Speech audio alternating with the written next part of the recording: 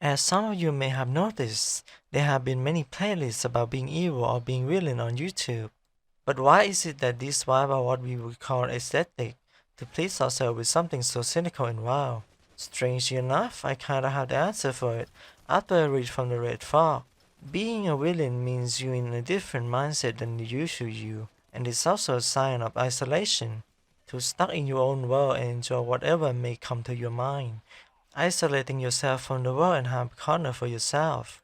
We humans enjoy stimulant from media, be it movies, games, or even music, and luckily enough for all of us, we live in an age where information transfers faster than light. We have everything available for us, anywhere, anytime. But it still depends on us on how we deal with said information, how it materializes and takes form in your mind. And I think being a villain is a fascinating subject.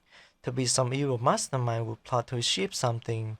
In a way, it's setting yourself a goal, a fictional goal. It's like a virtual training for us. Not so different from daydreaming about something, but there's a saying that you enjoy a hero at a young age and understand the villain when you're an adult. And it's true. As we mature, we start to come into a realization that not everyone is one good nor evil. There's a factor that changes someone's heart to chase after something cynical and twisted. If I were to live in a different environment with different caretaker, I'll surely have become a serial killer. Circumstances give us a point of which you can concentrate your thought on it and choose a path which you would like to walk on. And sometimes you have to choose a harsher path just to get to where you want it. Sometimes we make choices that is cynical, a lesser evil act in order to get to your goal. Evil surrounded us all, be it greater or lesser evil, it exists within us. And it comes to no surprise when we realize that we too can truly be evil if we choose to be. It is within our reach of choices. But I hope all of us choose not to be evil, but rather to be kind and caring, because we yearn for that as well for ourselves. Being evil is, well, it is a kind of stimulant to be mischievous and cynical, hence why we enjoy dark humor sometimes. But the truth is, we don't want to hurt others unless it is truly necessary, though it is never just to hurt others for any reason. We study our evil, our side of being a villain in a story which we create for ourselves to protect others from our evil. And in a way, we create a protection from others people's evil too, a self-defense mechanism for the outside world. We understand the process of being a villain, so we can choose to be a hero to protect those that we care for. And of course, the opposite can happen, where people use villain for selfish gain. Villain may be the greatest tool in humans' hand if used it right.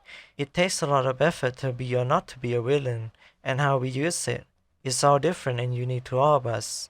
So if you're feeling like a villain and doesn't understand why, this may be why. People have different reasons to be or not to be, and this is my answer.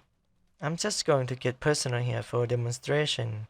Ever since I was young, I always was a curious kid, a dreamer. I'm curious of many things, and I had witnessed my relative pass away at such a young age. It made me wonder. And through my junior high school, I was in a phase, some would call it edgy, because I started to think more and more about my curiosity.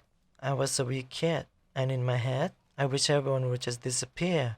Why? At the time, I didn't know, until later on, which I realized I was being pushed around by classmates or even the teachers. Actually, the teacher bullied and belittled me more than my classmate, and it created a villain inside of me, a fuel of hatred, with passion, might I add.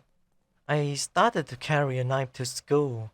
Not that I would do anything with it, but my subconscious find quite fun to have something I could use as a warning for others.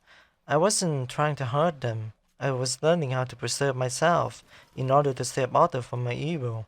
I may be a weak kid that got pushed around, but I won't fall into evil. And after a while, as I gotten older, I understand myself more and more, and my villain is truly understood, but it still pop up time to time. It's normal. We are human after all. Some people had it harder than me, I know. And for those who are taking the hard part and decide to save your own villain for the sake of others, pat yourself on the back. You deserve it. I'm known by many names, but you can call me Ace. Thank you for watching this video. Like if you do, sub if you want more. You can also donate me through Patreon or Ko-Fi. I'll be seeing you around. Hopefully more often with more insight. Bye now.